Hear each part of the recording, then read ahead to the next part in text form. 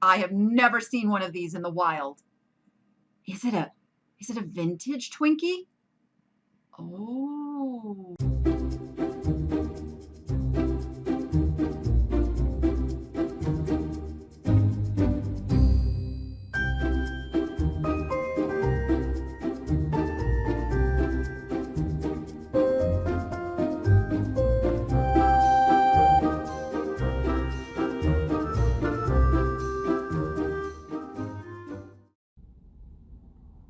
I can't resist. I'm back at Goodwill. I'm gonna be very picky though, very picky, but I need to shop. So let's go in and see what we can find. But I'm gonna be really picky, so if I leave stuff behind, you'll know why. You'll know why. Okay, let's go in. The Goodwill is very crowded and the music is loud, so voice over it is. I'm seeing a lot of things that were here the last time I came to this Goodwill, which is not surprising because it wasn't that long ago. Not sure what he's for. Maybe a candle? But then I spot this. This is a Charming Tales. This is actually like a wedding topper from Charming Tales. These don't have a real high resale value, but there are some pieces that do okay, and they're super cute, so I picked them up. This poor little guy was missing his legs, but you know what? The price was right at 69 cents, and there's lots of horse rescues out there. He'll find a home. And there was this cute little guy that was $9.99. Not sure why he was $9.99, as they covered up any identifying mark that would tell the customer why it was worth $9.99. I guess that's something they still have to work on here. I saw this Asian doll, and you can see she's in a fairly modern box. That's a clue that she's not going to have a lot of value. There are older ones that do have good value. Then I spot these blue chalkware owls and did turn it over to take a peek. They were only $4.99, and somebody could do a repair on that. So that's a great project for somebody at that price, just not good for resale. Now this vanity tray appears to be an older antique vanity tray, but yet it is priced. It is signed with 2016, and that kind of detracts from the value for resale. I did pick up these girls. They were $3.99 and $4.99, and they will sell for about $25 to $30 down at the booth. Now, I have some of these, but I couldn't add any more because from what I hear, garden fairies get a little territorial. Just saying. And down here is another doll that caught my eye, the Musical Bride. I did look up comps on this, and there are several listed and absolutely zero solds in the last 90 days. So that's always a sign to stay away. And she was cute. But I don't do a lot in these types of dolls. When I do look for dolls, it's much, much older dolls, like the antique bisque dolls. Now those I love. This little rabbit could not hear anything because his ears are missing. Our Easter section in the Goodwills is still pretty pitiful. I hope it spruces up a little bit.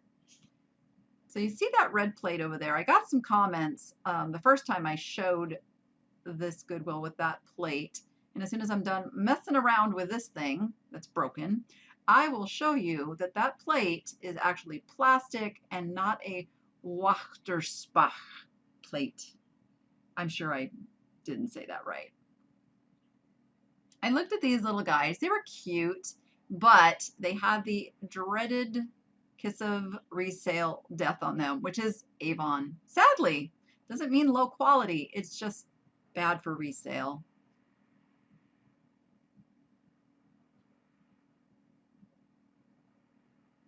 Not much here. Oh my gosh. Oh my gosh. I have never seen one of these in the wild. Is it a vintage Twinkie? Oh. Seriously, why is that even on the shelf? I don't understand. I don't understand at all. These were just bags of Beanie Babies, Christmas theme Beanie Babies.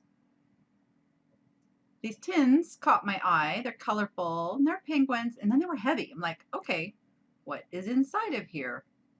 That one, oh, look, I can get this one open. Oh, they're mugs. Okay, so they were mugs. Christmas penguin mugs, which it is way too far from Christmas to be purchasing Christmas penguin mugs. But I guess it's not too far away to be purchasing cute little reindeer coat hangers because I couldn't resist this. $2.99. It is dated year 2000, which is vintage, and it's really nicely done, and it's cute, and that will definitely sell to someone. The difference is a mass-marketed Christmas item versus like a hand-crafted, hand-painted that you're not going to find again. That mug I thought could have been a Starbucks, which is why I looked, but it was not. It was a Gibson.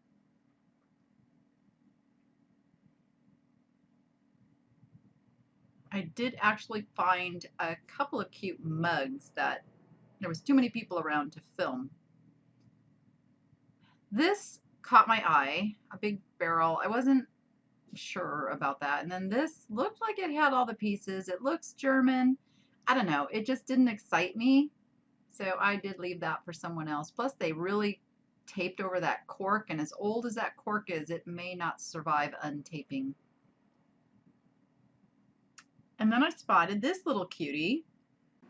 This is a little vintage doorbell in the shape of a little cat. You wire that into your regular doorbell. And I know everybody's doing the Ring doorbell thing now, but I would choose this over a Ring. I'm just saying. I have no doorbell at my house. This caught my eye. I could not get the pieces out. I was afraid to flip it over because then all the pieces would fall out. It wasn't even, I don't even know if it was supposed to be a puzzle or just look like a puzzle, but I left it. I do not like things that cause me confusion. That box was made to look old. It was not old. It's getting trickier and trickier to figure these things out. Not that it has to be old to sell, but it can have to do with the value of it. This looks like it was olive wood. Obviously, it's a pen holder. I wasn't sure what was supposed to go in the middle there. I'm thinking like a name plaque, maybe? I don't know. What do you think? Tell me in the comments. This was still here. It was here last time, and I got a lot of comments on this piece as well. So this time, I did go ahead and pick it up. Now this breaks my heart. This was a purpley blue art glass pitcher. This is why you should not pick these items up by the handles. They're really not meant to be used. They're made as decorative pieces, and the older they are, the more stress over time they've accumulated, and that can happen. I had to pull the cobalt blue pieces just to take a peek, and somebody also talked about this piece that was here last time, but it's a very, very cheaply made piece with tons of chips on the edge.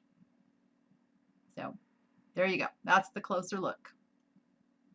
Trust me, even if you don't see it on camera, I'm really scoping out everything and making sure I'm not missing anything, because I kind of go back without the camera on, because shopping through a viewfinder, it's a little different than just concentrating on what's on the shelves. But rest assured, I'm looking. I know these come from World Market because the thrift store that I managed had many of them. I spotted these little aperitif or liqueur glasses. They're dainty, they're small, but that is what's known as sick glass. And yeah, sometimes you can get that off of there. It happens, it goes through hard water, it goes through the dishwasher. These weren't worth spending the time and energy to try and get that off of there. It's good if somebody, you know, wants them for themselves. That would be a good project, just not for me. These have a cobalt blue stem, and I bought some similar to this before that were worth a lot of money. Now, these are not the same brand, but these are still good for resale. Now I'm seeing if there's any other ones. I see this one with the red stem, but this is a Fa La La Christmas martini glass, so no more of the blue ones, darn it. Spotted these. These are usually little German, little wine tasting glasses, oftentimes. These were intriguing, vintage. There was something about the way that design was wrapped on there. It felt very cheap. I wrestled for a minute with getting these because there was 4 of them. There's one tucked in the back there too. But I didn't. There was just something that said, nope, nope.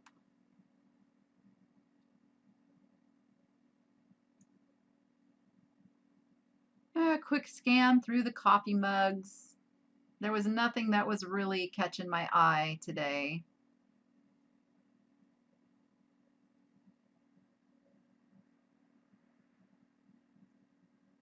Yeah, we will move on from coffee mugs.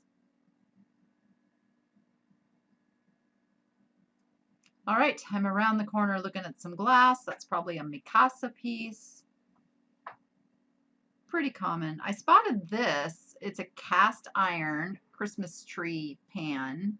They wanted $5.99, but it was in pretty rough shape. You can see they sell from $16 to $25.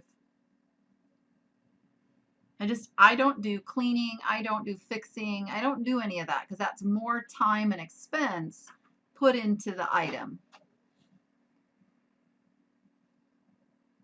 This purple glass bowl was pretty cool, but again, it's not something I really would want to ship. So, and I haven't been to the booth in a while, so I don't even know what room I have at the booth right now. These are casual living, newer.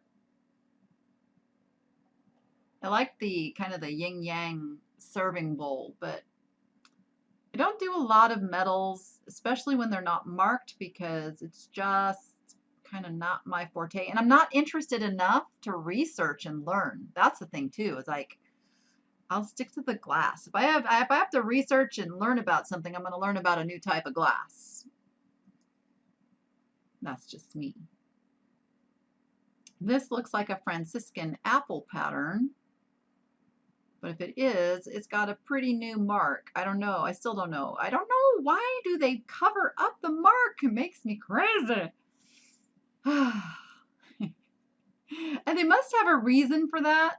I don't know if they think they're going to trick us or something. I just don't know. Of course, this little guy made it into my cart. He'd be super cute with a little succulent or an air plant. And here, there's several pieces of this apple pattern that just doesn't look quite right to be Franciscan. Like, if it is, it's newer. I thought this could be Fiesta. It had the color, but it is not marked that I can see, unless they covered it up again. Now this thing, heavy, huge. You say, no, tell me you're not going to pick that up, Danny. Oh, yes, yes, I am. This, of course, will go down to the booth because these do really well, and I've never seen one quite this size. This is a fairly common piece of iridized glass. It's not quite carnival. It's carnival-esque. This is the biggest platter I think I have ever seen. I just had to take a peek. It's a newer, more modern, but I mean, it was huge. Huge. Not quite sure what these guys were for. First instinct was as wine holders, but they just seemed like they'd be incredibly unstable. What do you think? Oh yes, pillows. So I found some really good pillows this time. This is by a maker that sells for really good money. So high-end accents. I'll show you the prices here in a minute that things are worth. Stay tuned for that. And then I found one plush. I found this guy. He is Disney. I don't know who he is yet. Oh, you know what? I just realized I didn't I didn't include him in my final clip. I'll have to figure that out. And here's some more pillows. These are by Amrita Sen. Also, very high-end pillows. So this guy ends up being Bull from Lady and the Tramp, and he's worth about $30 to $40. So score, here we go.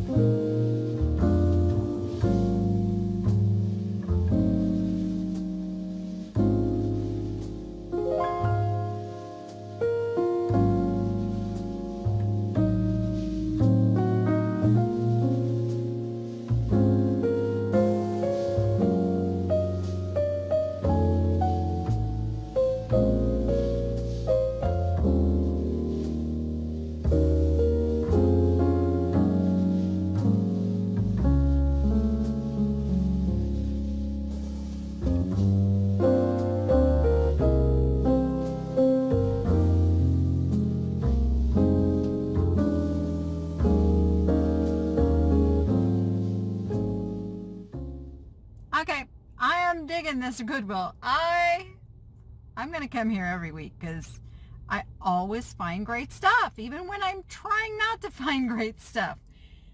I spent like $100 there, and I got 2 jewelry jars. Okay, so a good portion of that was I bought 2 more jewelry jars for $15 each. So that was $30 of it.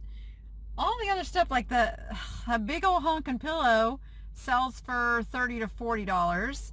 The other pair of pillows should sell for $30 to $40. So that's almost the entire thing. Everything else is gravy. Gotta love that. All right.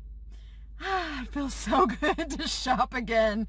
But now I've got the pressure, the guilt going, Danny, get home, get business set back up and start listing because now you got to sell some stuff.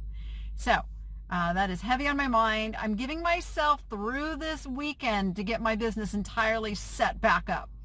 I think I can do that. I set my time away to reflect that. So I show that I'm coming back on Friday, which makes it so I don't have to ship until Monday. I'll be good. I always did this in school too. I knew like the assignment was due and I wait and let that pressure kind of motivate me to get done whatever I needed to get done. So doing that, getting the business back up and running, because I have a lot more expenses now with this move. The electricity is more expensive, and of course I've added on horseback riding for Rachel, and there's a lot of things that now I got to pay for that I'm feeling the pressure.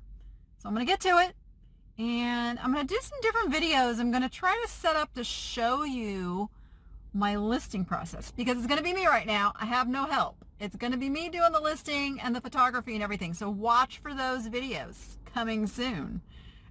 Getting better at, figuring out how to do the day in the life kind of stuff. So with that, go be profitable and make it fun. And we'll see you on the next one.